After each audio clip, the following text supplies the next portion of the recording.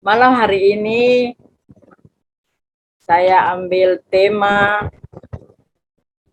diciptakan untuk memberi. Kita ambil bacaan dari 1 Tawari 29 ayat 1 sampai 9.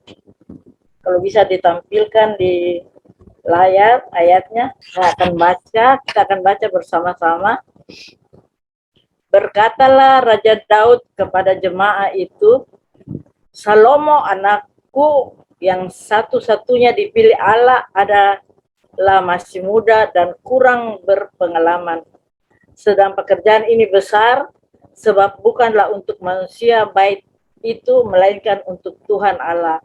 Ayat 2, dengan segenap kemampuan aku telah mengadakan persediaan untuk rumah Allahku, yakni emas untuk barang-barang emas, perak untuk barang-barang perak, tembaga untuk barang-barang tembaga, besi untuk barang-barang besi, dan kayu untuk barang-barang kayu, batu permata, sioham, dan permata tatahan, batu hitam dan batu permata yang berwarna-warna, dan segala macam batu mahal-mahal dan sangat banyak walam. Lagi pula oleh karena cintaku kepada rumah Allahku, maka sebagai tambahan pada segala yang telah kusediakan bagi rumah kudus, aku dengan ini memberikan kepada rumah Allahku dari emas dan perak kepunyaanku sendiri 3.000 talenta emas dari emas Ofir dan 7.000 talenta perak murni untuk menyalut dinding ruangan, yakni emas untuk barang-barang emas dan perak untuk barang-barang perak, dan untuk segala yang dikerjakan oleh tukang-tukang. Maka siapakah pada hari ini yang rela memberikan persembahan kepada Tuhan? Lalu para kepala puak dan para kepala suku Israel dan para kepala pasukan 1.000 dan pasukan 100 dan para pemimpin pekerjaan umum untuk raja menyatakan kerelaannya. Mereka menyerahkan untuk ibadah di rumah Allah 5.000 talenta emas dan 10.000 dirham, 10.000 talenta perak dan 18.000 talenta tembaga serta 100.000 talenta besi. Siapa yang mempunyai batu permata menyerahkannya kepada Yehiel orang Gerson itu untuk perbendaharaan rumah Tuhan. Bangsa itu bersuka cita karena kerelaan mereka masing-masing, sebab dengan tulus hati mereka memberikan persembahan sukarela kepada Tuhan. Juga Raja Daud sangat bersuka cita.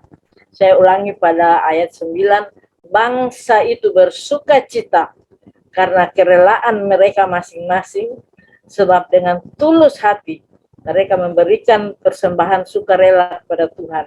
Juga Raja Daud sangat bersuka cita. Demikian firman Tuhan. Saudara-saudara yang kekasih, setelah berbicara dengan para pembesar Israel, Daud berbicara kepada segenap jemaah itu di ayat 1. Daud meminta dukungan keuangan untuk pembangunan bait suci. Pertama, Daud meminta dukungan karena Salomo masih muda dan kurang berpengalaman, sehingga tidak mampu memikul tanggung jawabnya sendiri. Kedua, Daud mendukung Salomo dengan teladan komitmennya kepada kerajaan Allah. Ia mengumumkan bahwa ia memberi suatu persembahan yang besar sekali yang dikeluarkan dari kepunyaan pribadi bagi pembangunan bait suci sebagai tambahan. Itu juga kita bisa lihat di 1 Tawari 22 ayat 14 betapa banyak yang Daud berikan.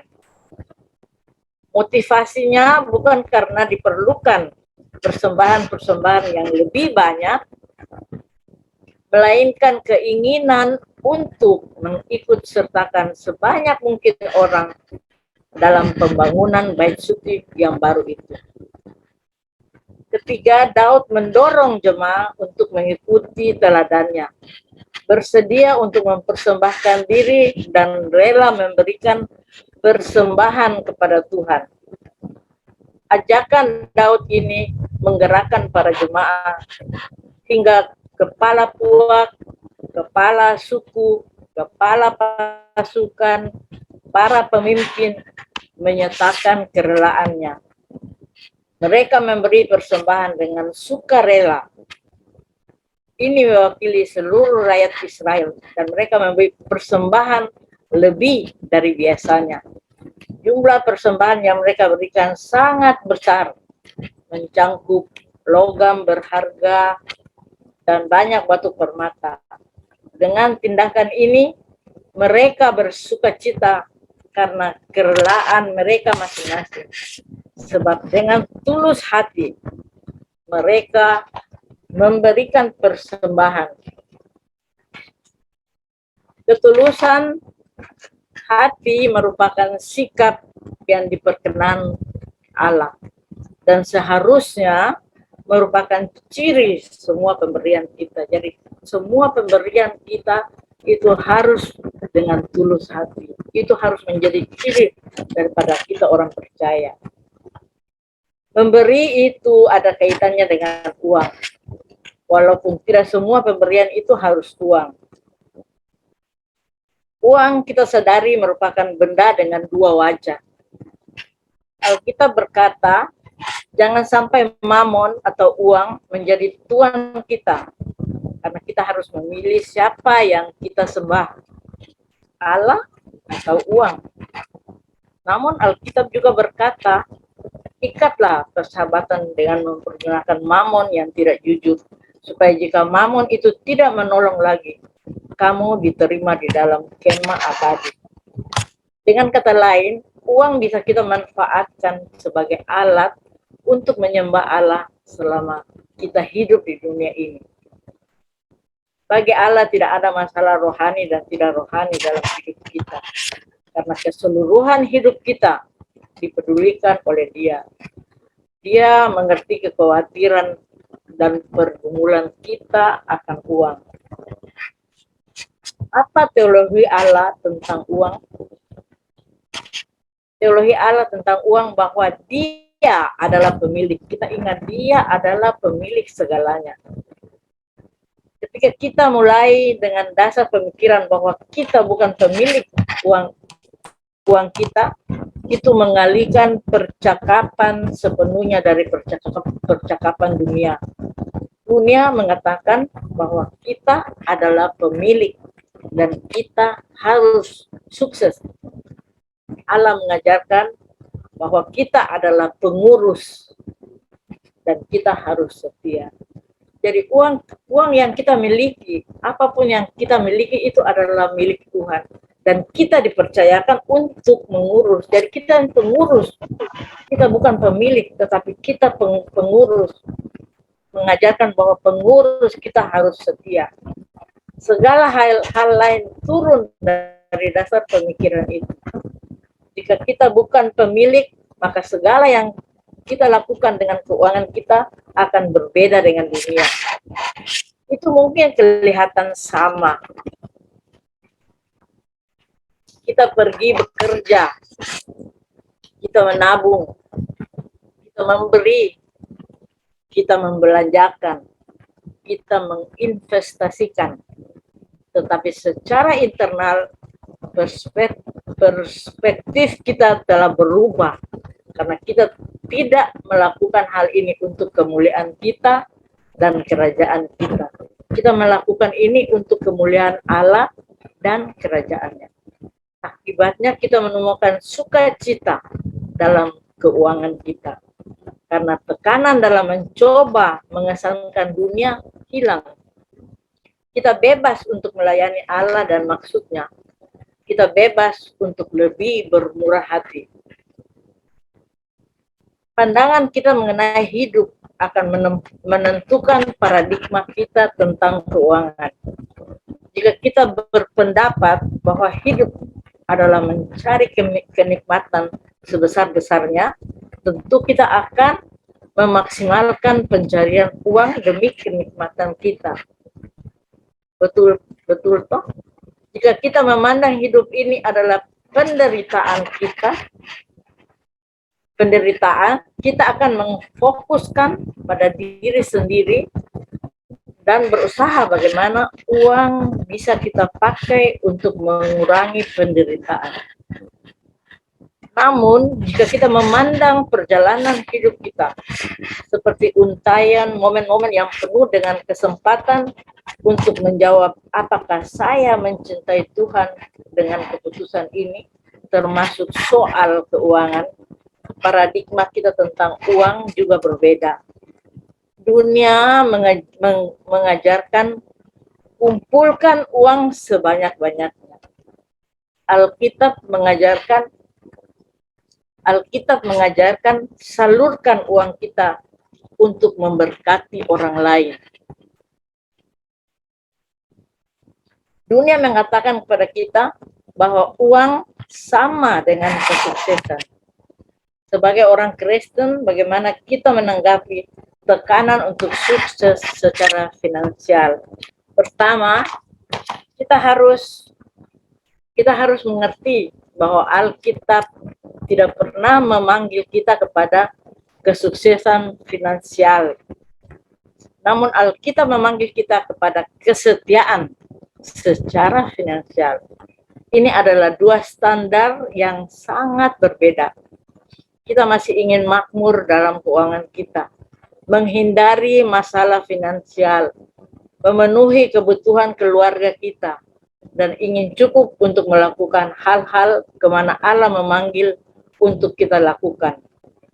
Namun, pokok persoalannya bukan sebesar apa yang kita miliki, melainkan apakah kita setia atau tidak dengan apa yang telah dipercayakan Allah kepada kita.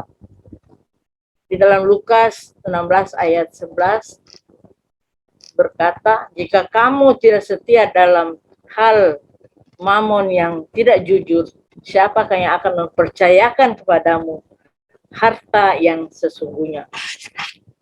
Ada dua hal yang kita pelajari dari ayat ini. Pertama, standar Allah untuk cara kita mengelola keuangan kita adalah kesetiaan, bukan kesuksesan.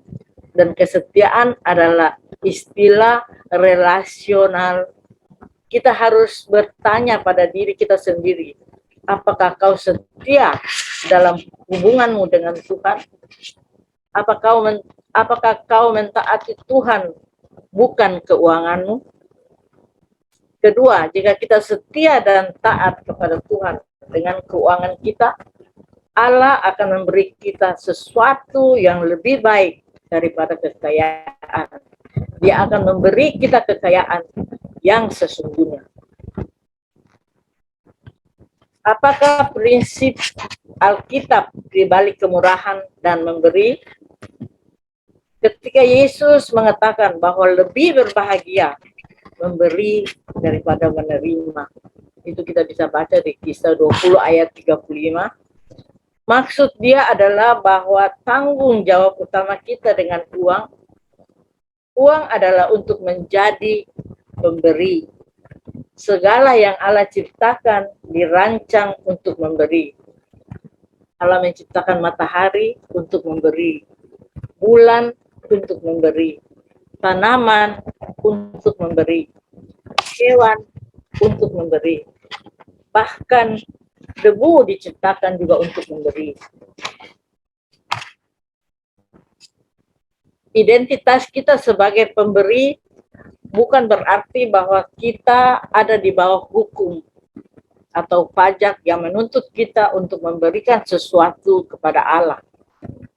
Pertanyaan yang harus kita ajukan bukanlah sebesar apa uang yang harus saya berikan kepada Allah, tetapi sebesar apa uang Allah yang harus saya pakai untuk diri saya sendiri. Jika Allah memiliki semuanya, maka kita harus menganalisa apa yang benar-benar kita butuhkan. Dan kita bebas untuk lebih menjadi pemberi yang murah hati. Memberi adalah salah satu prioritas tertinggi kita sebagai orang percaya. Itu bukan sesuatu yang kita lakukan karena kewajiban, melainkan karena kasih. Memberi adalah tindakan penyembahan. Hidup kita menjadi berarti bukan dengan apa yang kita peroleh, melainkan dengan apa yang kita berikan.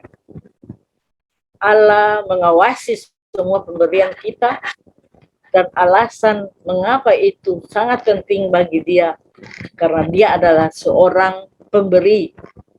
Semua ciptaan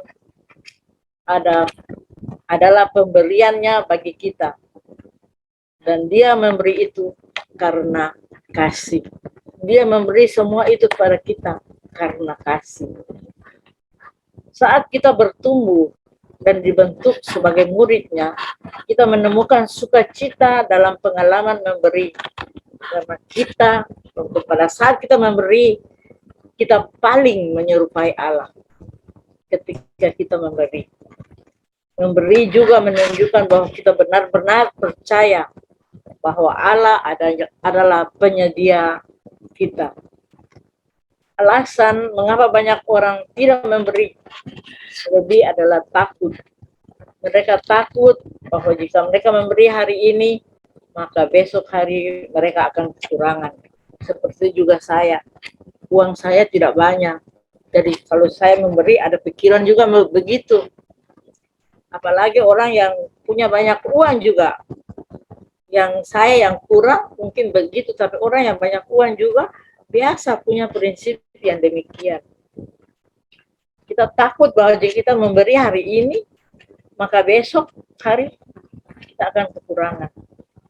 Jadi memberi membantu kita untuk mengatasi rasa takut dan berjalan dengan iman. Sebagai orang yang pada dasarnya egois, kita semua pada dasarnya kita egois. Bagaimana kita dapat membedakan keinginan kita dan kebutuhan kita ketika kita membelanjakan uang? Mana kita bisa bedakan ini kebutuhan atau keinginan? Ada 3 prinsip utama yang berlaku di sini. Alkitab mengatakan yang pertama bahwa tidak apa-apa bila Anda memenuhi kebutuhan keluarga Anda. Kita tidak boleh merasa bersalah tentang bersikap murah hati kepada keluarga kita, karena itu prioritas bagi Allah. Kedua, kita harus belajar untuk merasa puas dengan Allah menjadi penyedia semua kebutuhan kita. Dan terakhir, kita harus peka dengan kebutuhan orang lain. Dalam Injil perumpamaan orang kaya di dalam Lukas 16, kita melihat bahwa kesalahan terbesar daripada orang kaya itu adalah ia tidak melihat di luar gerbangnya. Dia tidak melihat Lazarus di luar gerbangnya. Ia hidup dalam kemewahan setiap hari, tetapi di luar gerbangnya adalah Lazarus yang bukan siapa-siapa baginya. Bagian indah dari kisah ini adalah bahwa dalam kekekalan peran mereka dibalik. Firman Allah mengajar bahwa jika Anda membangun kerajaan dari keamanan, kenyamanan, dan kemewahan Anda sendiri, itulah yang akan menghancurkan apa yang telah Allah rencanakan bagi Anda untuk kekekalan. Kitab suci menantang kita untuk melihat yang terluka. Dalam Matius 25, Yesus mengatakan bahwa apapun yang kita lakukan bagi orang yang kelaparan, orang yang kehausan, orang yang membutuhkan, orang sakit, orang asing atau tahanan, kita melakukan itu untuk dia. Dia menyuruh kita untuk melihat mereka yang membutuhkan dan menghentikan pola pikir kita yang egois. Ketika keegoisan dihentikan, kerajaan Allah diperluas. Saat kasih dan belas kasih dibagikan kepada dunia. Apakah itu tantangan? Tentu saja itu benar-benar tantangan bagi keseluruhan pesan Injil. Jika kita melihat diri sendiri sebagai orang yang membutuhkan kemurahan dan kasih karunia,